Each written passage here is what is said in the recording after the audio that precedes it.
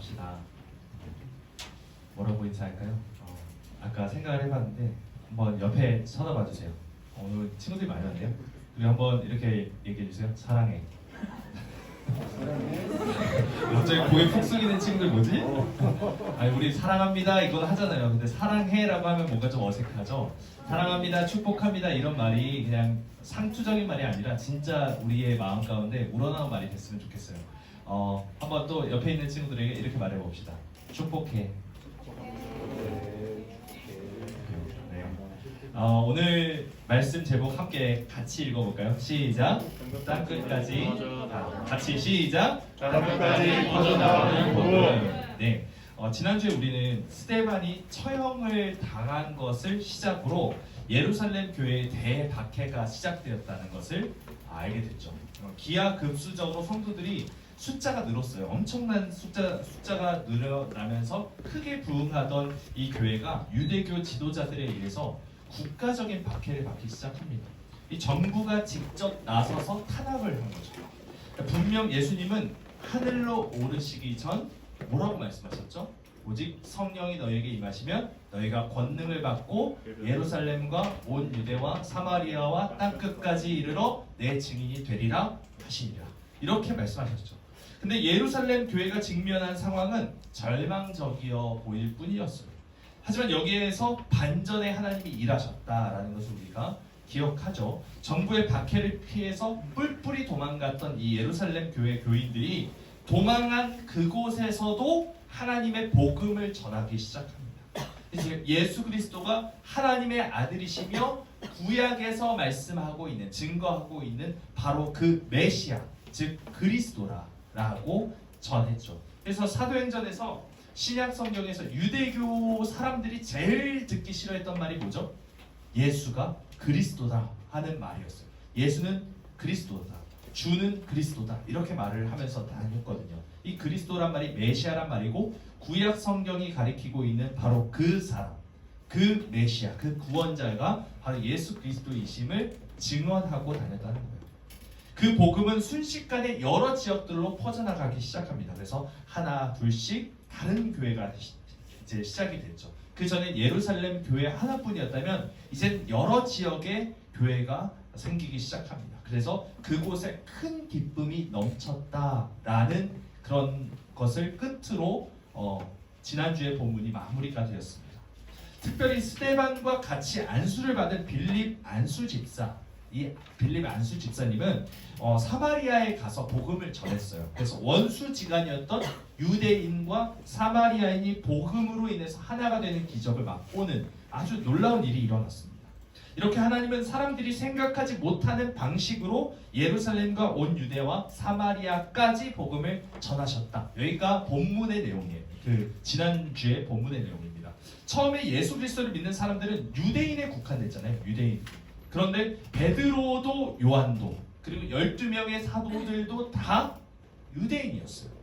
마가의 다락방에서 성령님을 기다리면서 기도하던 120명의 사람들 역시도 거의 대부분 다 유대인이었을 겁니다.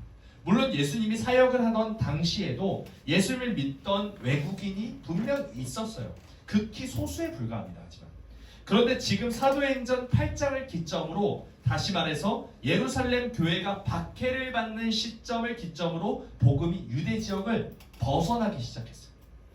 예루살렘과 온 유대 지역 그곳에 머물러 있던 복음은 이제 빌립 안수 집사님으로 인해서 사마리아까지 퍼졌을 뿐만 아니라 이제 더 먼 지역으로까지 퍼져나가기 시작합니다. 이제 남은 곳이 어디죠? 예루살렘, 온 유대, 사마리아, 그 다음에 남은 곳이 어디예요? 땅 끝이죠. 우리가 알다시피 땅에 끝이 있나요? 땅에 끝이 없죠. 지구가 둥글기 때문에 이어져 있어요. 하지만 그 당시에는 자신의 나라를 중심으로, 자국 중심으로 가장 멀리 있는 곳을 땅끝이라고 말을 했습니다. 그러니까 땅끝이란 말은 모든 민족, 모든 나라를 가리키는 말이에요. 조금 더 과장된 표현이죠. 오늘 본문은 복음이 사마리아를 넘어서 땅끝으로 퍼져나가고 있음을 증언하고 있습니다. 지도를 한번 보여주세요. 네, 아까 보내드렸던 지도. 지금 보면은 이게 지금 남과 북이 지금 동과 서쪽으로 지금 나눠져 있어요. 그래서 지금 유대, 사마리아 땅끝으로 쭉 올라가고 있는, 퍼져나가고 있는 그런 시점을 보여주고 있습니다. 우리 함께 26절 한번 볼까요? 26절. 오늘 본문 말씀입니다. 네, 유인점에 읽어주세요. 주의 사자가 빌립에게 말하여 이르되 일어나서 남쪽으로 향하여 예루살렘에서 가사로 내려가는 길까지 가라 하니 그 길은 광야라. 네, 오늘의 주인공 역시 누구예요? 빌립이죠. 그런데 이 빌립은 자기 마음대로 혼자 돌아다니면서 복음을 전하는 것이 아니라는 사실이 여기서 등장을 합니다. 이 누가 빌립에게 명령을 내리고 있어요? 누가? 네, 여기 지금 정확한 표현이 뭐라고 돼 있어요? 26절에 주의 사자, 천사죠. 이 29절을 보세요. 29절 누가 또 이르시되 라고 나와요? 성령이. 그러니까 지금 주의 사자와 성령이 동일시되어 있어요. 천사, 성령. 주의 사자는 그냥 천사, 그냥 어떤 단순한 천사가 아니라 성령님 그 자신이라는 사실을 알 수 있는 거죠. 성령님께서 지금 빌립에게 명령을 하셔서 그를 이끌어가고 계세요. 여기 가라. 그래서 그 빌립이 어디로 갔나? 우리 PPT를 한번, 두 번째 PPT로 지도를 한번 봅시다. 보세요. 자, 지금 예루살렘에서 가사로 내려가는 길로 가라고 말씀하셨어요. 예루살렘은 저 지금 지도에 보다시피 예루살렘은 오른쪽에 있고요. 남서쪽으로 내려간 겁니다. 가사. 이 가사라는 지역이 어디냐? 한번 다음으로 넘겨주시면 이 가자지구예요. 여러분 가자지구 들어봤죠? 이 팔레스타인 아직도 이 여기는 팔레스타인 사람들이 많이 살고요. 그리고 이스라엘 사람들과 상당한 지금 대립 상태에 있죠. 이 지금도 아주 여기는 어떻게 보면 화약과 같은 그런 지대입니다. 이 가사라는 지역, 이 가자라는 지역으로 내려가라고 말씀하셨어요. 그런데 지금 이 가사로 내려가는 길이 어떤 곳이라고 말하고 있죠? 지금 성경에서 26절을 보니까 가사로 내려가는 길까지 가라 하니 그 길은 광야라. 광야. 지금 성령님께서 빌립을 어디로 이끌어 가신다고요? 광야로 이끌어 가고 있어요. 광야가 어떤 곳이야? 광야는 어려움, 고통, 결핍 이런 것들을 상징하는 장소잖아요. 민수기 20장 5절에서 이스라엘 백성은 광야에 대해서 이렇게 평을 해요.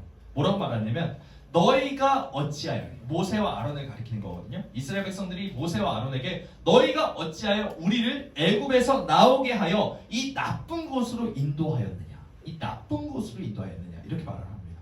이곳에는 파종할 곳이 없고, 즉 씨를 뿌릴 곳이 없고, 무화과도 없고, 포도도 없고, 석류도 없고, 마실 물도 없도다. 아무것도 없어. 생명이 없어. 먹을 것도 없어. 아무것도 없어. 사람이 살 수가 없어. 이 말을 하고 있는 겁니다. 이 말처럼 광야는 아무것도 없습니다. 아무 음식도 물도 없어요. 생명이 살 수가 없습니다. 그렇기 때문에 이스라엘 백성들은 광야를 나쁜 곳이라고 칭했죠. 그런데 지금 성령님은 빌립을 어디로? 광야로. 사람들이 말하는 나쁜 곳으로 이끌어가고 있습니다. 하나님이 우리의 삶을 인도하시는 것 역시 이와 마찬가지일 때가 종종 있습니다. 하나님 말씀에 따라 순종하려고 애를 쓰는데, 그래서 그 말씀대로 살아가려고 하는데 나에게 돌아오는 결과는 광야, 매우 좋지 않는 결과가 나타날 때가 있다는 거예요. 하나님의 뜻대로 살려고 함에도 불구하고 내 마음은 여전히 힘들고, 내가 처한 상황과 환경 역시 한숨이 나올 정도로 힘들 때가 있다는 겁니다. 말 그대로 광야길에 서 있는 거예요. 다시 빌립의 이야기로 한번 돌아가 볼까요? 빌립은 성령님의 이끄심에 따라서 갔어요.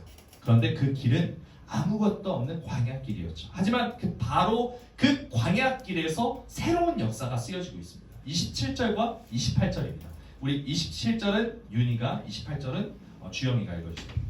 일어나 가서 보니 에디오피아 사람 곧 에디오피아 여왕 간다게의 모든 국고를 맡은 관리인 네시가 예배하러 예루살렘에 왔다가 돌아가는데 수레를 타고 선지자 이사야의 글을 읽더라. 아멘. 이 빌립은 광야길에서 한 사람을 만나죠. 누구예요? 그 사람 에디오피아 사람이라고 합니다.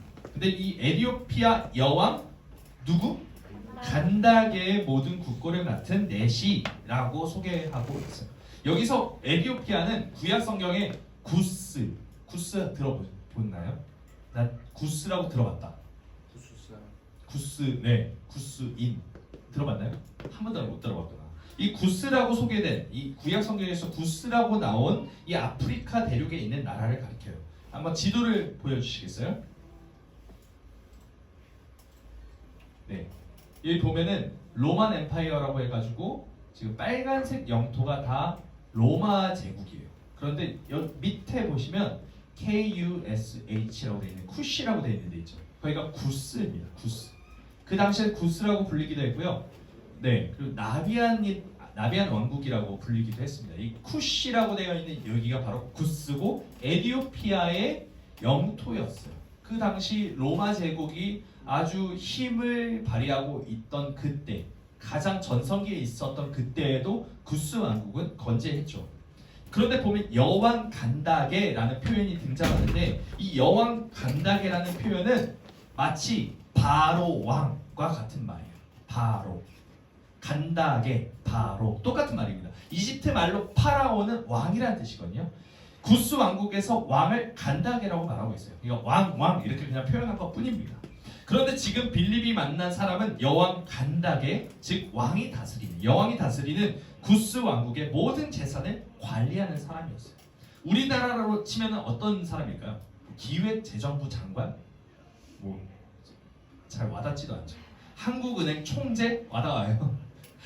아주 그냥 어마어마한 사람이었던 거예요. 그 왕국에 어마어마했던 그 사람.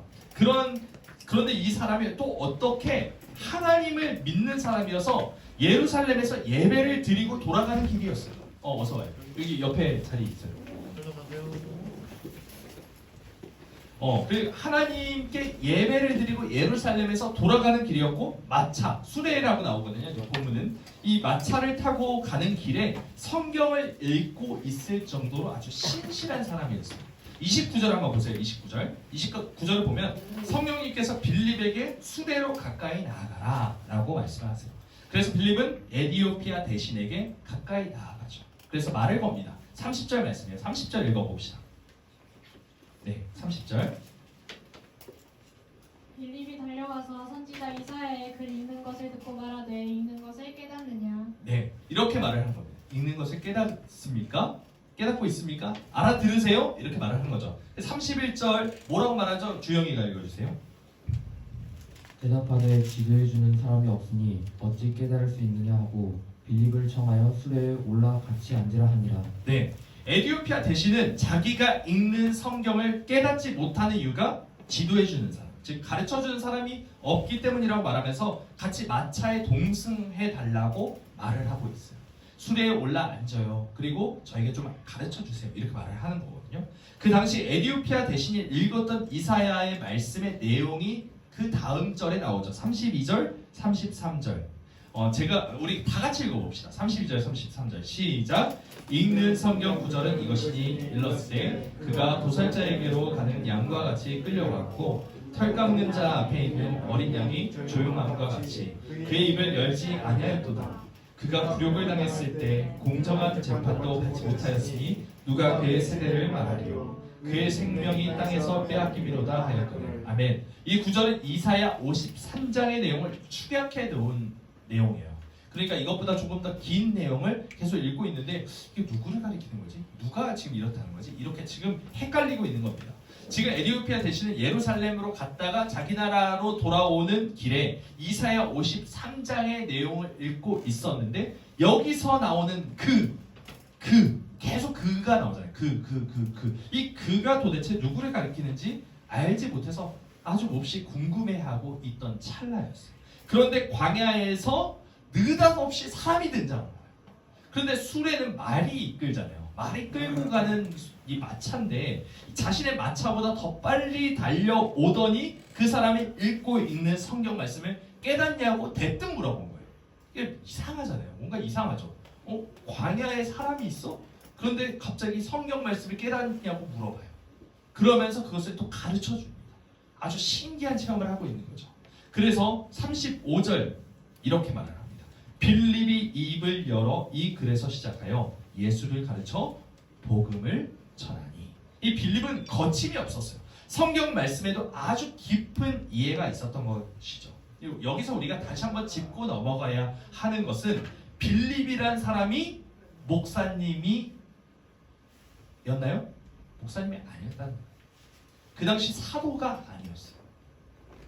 그는 안수 집사님, 우리가 흔히 말하는 평신도였어요. 그러니까 평신도라는 말은 성경적인 말은 아니에요. 일반 성도 이렇게 말을 하는 것은 목사님, 교역자, 일반 성도를 구분하는 것은 사실 성경적이지 못합니다. 그래서 무의미해요. 성경을 잘 보면 목회자든 일반 성도든 그것과 상관없이 하나님의 말씀에 대해서 깊은 이해가 있었어요. 그리고 하나님의 말씀을 선포하고 설교하는 일도 능했습니다. 집사님들도. 그래서 나중에 한번 사도행전 7장을 읽어보세요. 우리 녹음하실 때 사도행전 7장 누가 녹음하셨죠? 나무성 선생님 하셨나요? 네, 그렇죠. 네, 그러셨던 것 같습니다. 그래서 스데반 집사님이 유대인들 앞에서, 수많은 유대인들 앞에서 설교를 해요. 근데 이 설교가 엄청납니다. 나중에 한번 읽어보세요.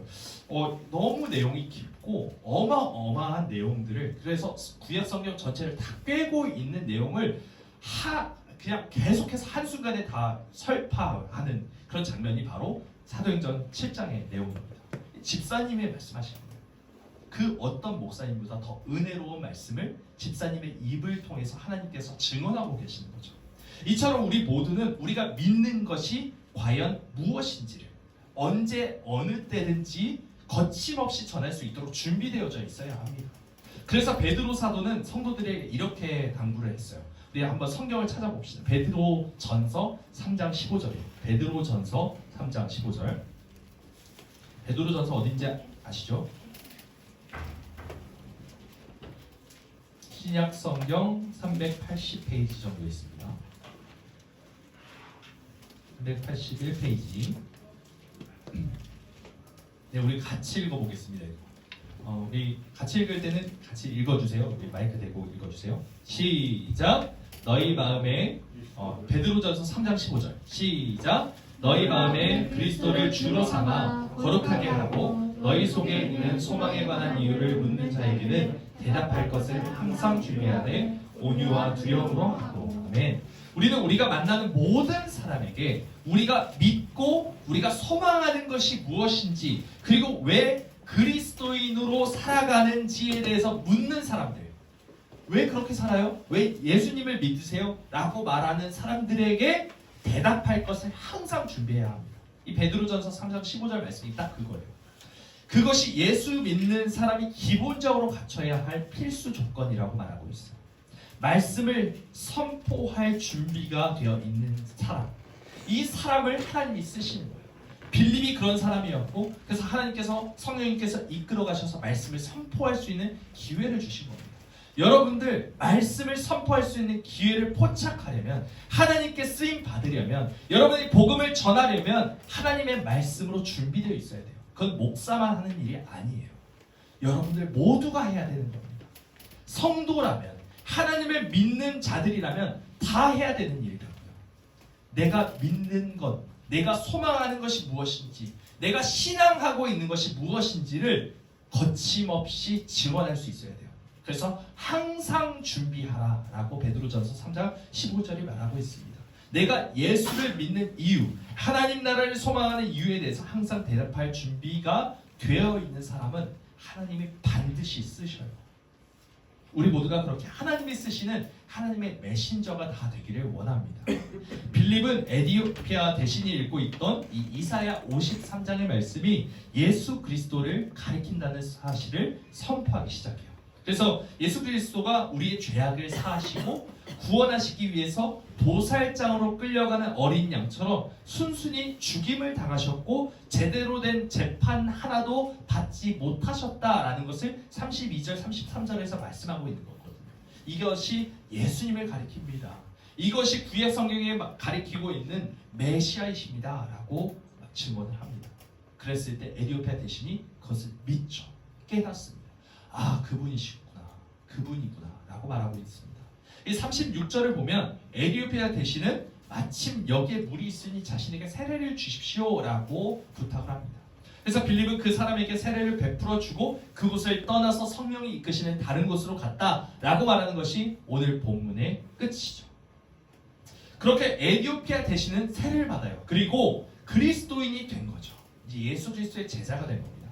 에디오피아와 아프리카 대륙에 퍼질 복음의 씨앗이 된 거예요. 놀랍게도 그 복음의 씨앗은 아주 멋지게 발화했어요. 지금은 전 세계 모든 기독교 인구가 가장 많은 대륙 하면 아프리카 대륙이에요. 몇 명이나 있냐면 자그마치 6억 3,100만 명이 돼요. 그러니까 이 아프리카 대륙을 무시하면 안 돼요. 이제 그리스도인들이 가장 많은 대륙이 아프리카 대륙입니다. 이처럼 하나님은 빌립을 인도하셔서 복음이 사마리아를 넘어 땅끝까지 이르러 갈 수 있도록 퍼져나갈 수 있도록 하셨습니다.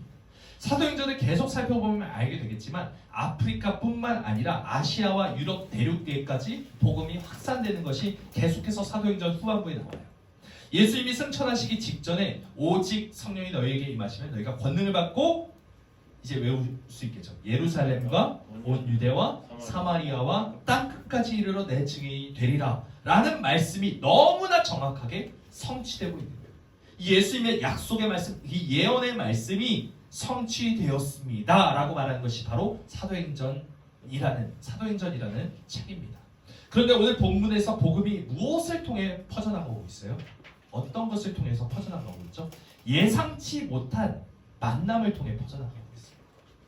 빌립은 자기가 만날 인물이 에디오피아 여왕 간다게의 모든 국고를 관리하고 있는 대신일 거라고 상상조차 하지 못했어요.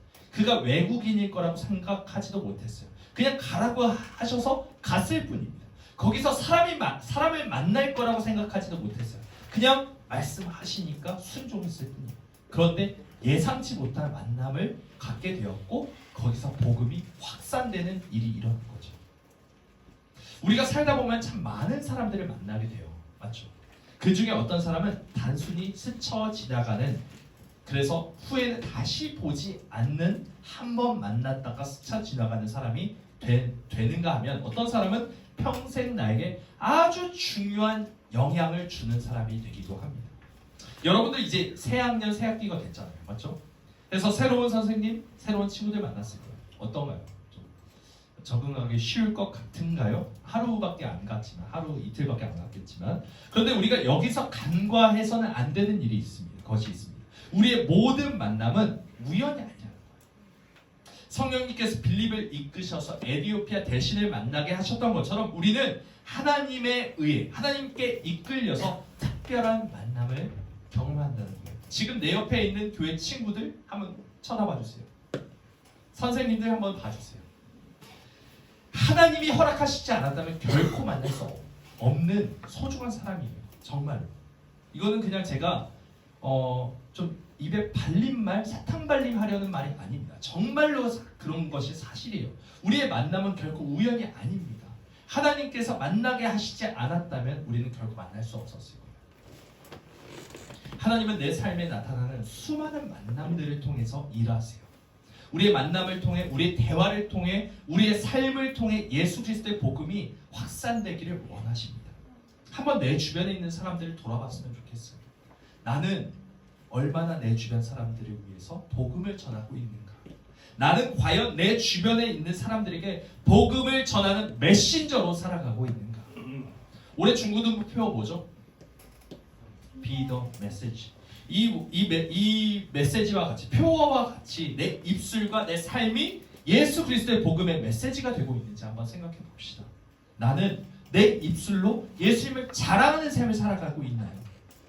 내가 왜 그리스도인으로 살아가는지 자세히 설명하고 하나님의 말씀을 선포하고 있는지 생각해 봅시다.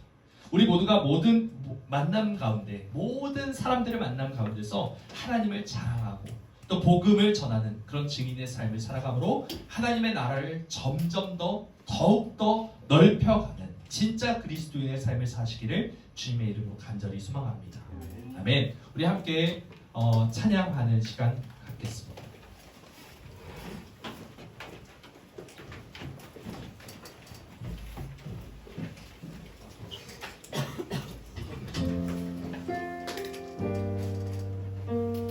선교사라는 찬양입니다. 이 찬양 선교사님만 부르는 찬양이 아니에요. 우리 모두가 복음을 전해야 하는 책임을 가진 자들입니다. 그런 사명을 가진 자로서 이 찬양 우리의 삶의 고백이 되길 원합니다. 아픔 많은 세상에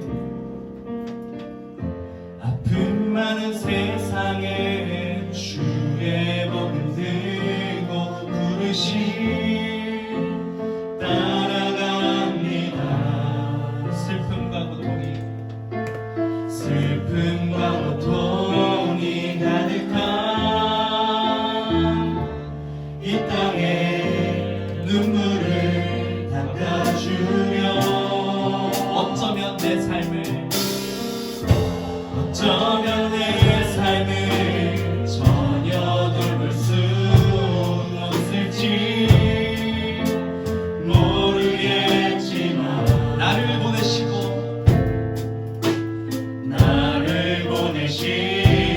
무너진 그 땅에 내 생명 묻은 다시 한번 찬양할까요? 아픔 많은 세상에 주의 복음 들고 부르시 따라갑니다. 슬픔과 고통이 가득한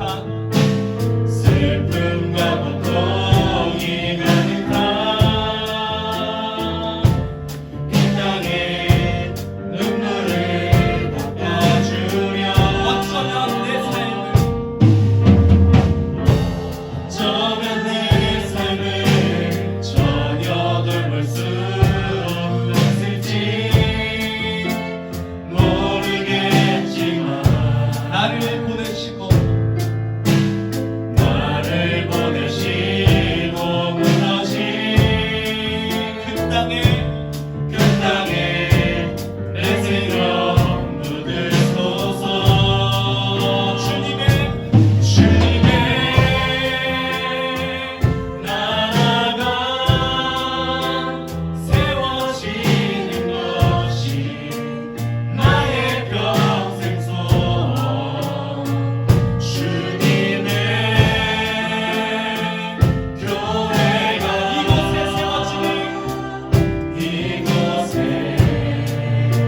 세워짐이 마지막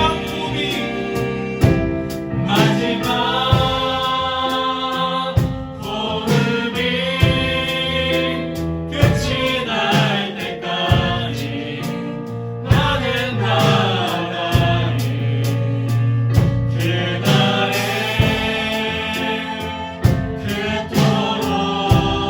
그토록 보고픈 주 얼굴. 주님의 나라가 세워지는 것이 우리 손 들고 찬양할까요? 주님의 나라가 세워지는 것이 나의 평생 소원. 여러분의 평생 소원이 되길 원합니다. 주님의 교회가 이곳에 세워지며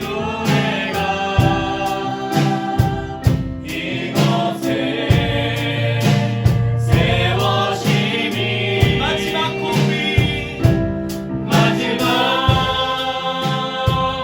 호흡이 끝이 날 때까지 나는 나가리. 그날에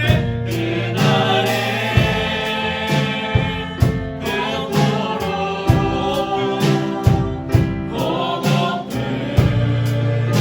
주 얼굴 보리. 우리 시간에 함께 기도하면서 나가기 원합니다. 우리가 빌립 안수 집사님처럼 성령님의 이끌려 살아가는 자들 다 되었으면 좋겠습니다. 우리 모두가 하나님의 복음을 전하는 자들로 쓰임받는 자들이 되었으면 좋겠습니다. 내 소망의 이유가 무엇인가요? 예수 그리스도를 믿는 이유가 무엇인지를 우리가 항상 고민하고 그 말을 전하기 위하여 준비하는 자들 되었으면 좋겠습니다. 하나님의 말씀을 선포하는 것은 결코 목사의 일만이 아니라는 것을 기억하며 우리 모두가 하나님의 메신저가 되어 메시지가 되어 우리 삶을 통하여 우리 입술을 통하여 주님의 복음이 증언되게 하여 주시옵소서. 우리 함께 주여 세 번 부르고 기도하며 나가겠습니다. 주여